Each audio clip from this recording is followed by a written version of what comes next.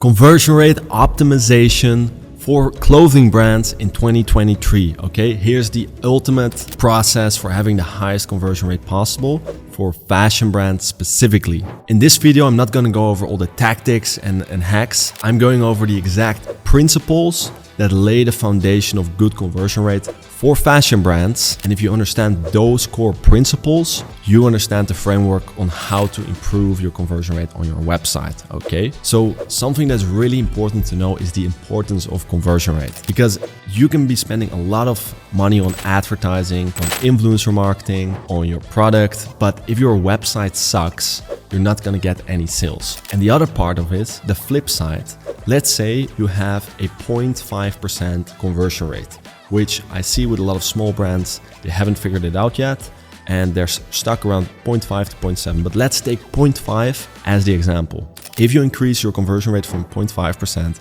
to 1%, you will instantly double your revenue without adding any extra cost. So you're not spending more on ads, you don't need more softwares or this or that. It's pure revenue that's coming to your business, and the only extra cost is the variables. So the profit is even bigger in increase, okay? And that is the importance of conversion rate optimization. Just a 0.5% difference can completely turn around the profitability of your entire business at once, okay?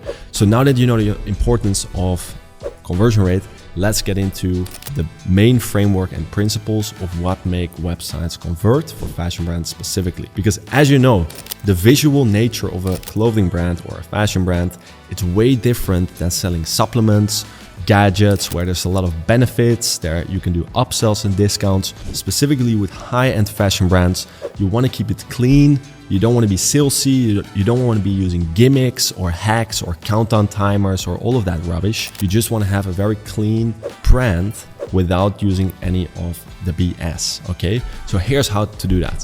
Step number one, and this is the most important thing for your conversion rate, is really create creatives, okay? If you have good photos and good videos of your products that are actually really high quality, that is going to be the biggest increase in conversion rate. And I can't tell you how many fashion brands are there who work with a professional photographer but still don't do this right, okay? So this is how you have to do it right. Number one, you want to have your products shot on a model for women's fashion brand and then flat lay for men's fashion brand, okay? This is what I've personally seen working best. With men's fashion, you want to have flat lay as the first image, and with women's fashion, you want to have a model as the first image, okay? The first images should always be showing studio shoots, okay? So no backgrounds, no this, that, just clean, plain background, studio shoot of your product. Now, the second type of images that you want to have is campaign shoots. So what campaign shoots are is, for example, if you're gonna go to South Africa, or you're gonna go to Tokyo, or you want to have a specific setting where you can show more of the story of your collection, the story of your product, or the setting in which it is worn, okay? So that's how you want to do your campaign shoots. Now, the way that you do that, the creative briefing that you do that, those are details that I'm not going to get into. What is important is that it's high quality. The model is looking into the camera, at least for some of the pictures, and specifically for the studio pictures as well. And then the third thing that's important is that you add in video content as well, and that on your website, the videos will be auto playing, okay? So they're not separately from the product images.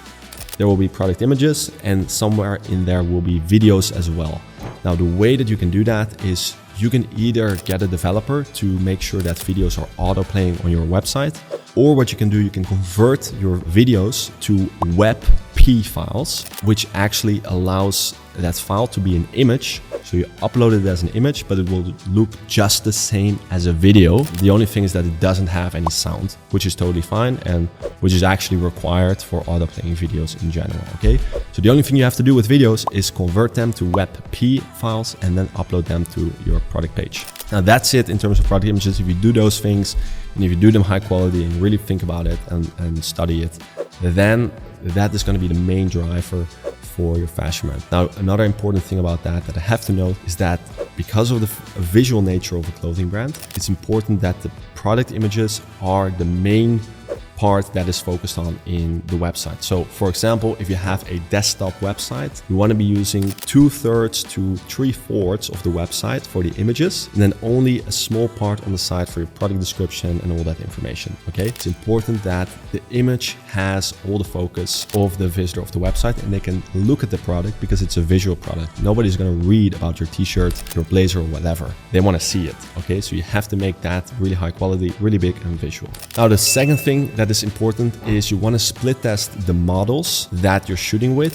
and potentially also the studios and photographers. Okay, different studios and photographers can bring different results, and the varying in results between models is extremely big. Okay, so you can have some models that perform like crazy, they make every product a bestseller. You have other models who make bestseller products sell less. Okay, so it's important that you split test that and that you take notice of which products are selling and which models are being tied to that. And this way you can figure out with which models you want to be working with more of in the future. Now, if you find those models, make sure that you lock them in for a long-term contract and tell them, look, we want to be giving you money for the next 6 months. In return for that, we want to make sure that you give us a better rate. So you're going to give us better prices, lower prices, but in return, you'll work with us for the next 6 months.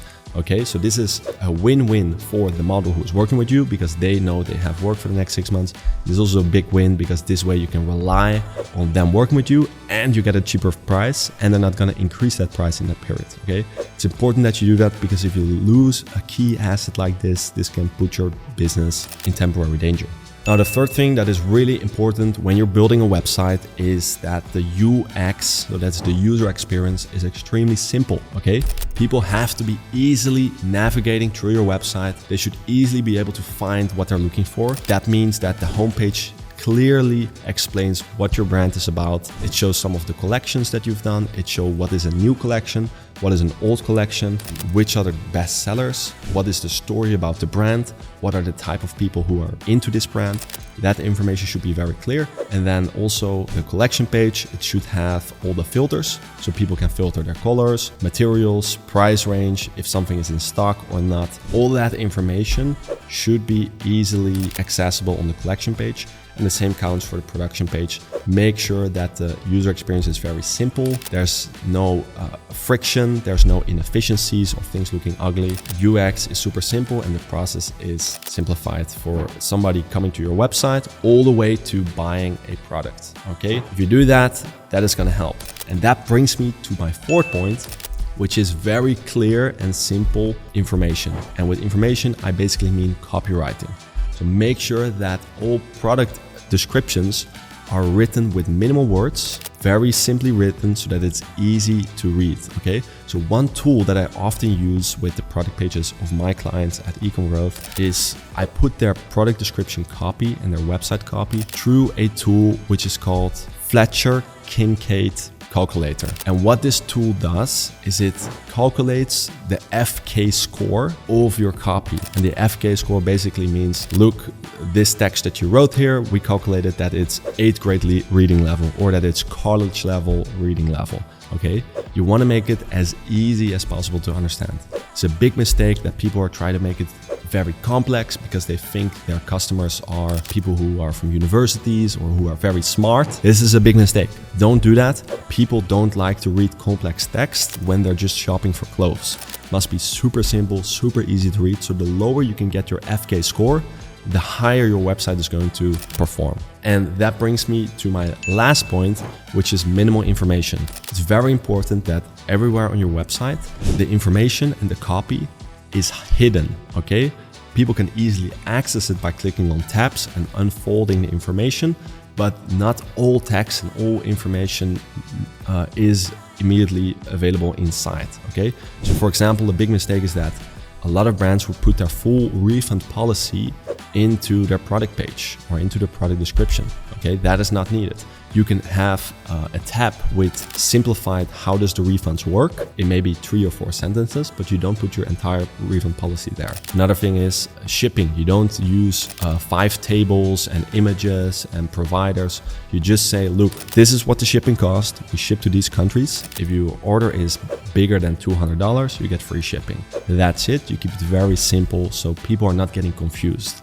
Main thing is that people understand what you're selling. They understand what are the constraints, if they can make this purchase, yes or no, and then they buy the thing. And if they need the extra details, then they know where to find that. So you leave a link for the entire refund policy, you leave a link for the entire shipping policy, etc. Okay, those are the main points. And there's one last step that is super important, and that is making sure that your conversion killers are out of your website. So what do I mean with conversion killers? For example, website speed. There's a lot of websites which have huge images of 500 MBs per image, and that website is going to take 10-20 seconds to load. Okay, so in that instance, you want to make sure that you use a tool like kraken.io to minimize the file size of your images. You want to be using Google PageSpeed Insights to check what is going wrong in your website or in your mobile website and see how to optimize it that it's super fast. Okay, if your website loads in longer than 2 seconds, you're already losing 40% of the people that come into the website. Okay, it should be instantly available. Make sure speed is optimized. Another conversion killer is just too much information, so make sure to minimize that.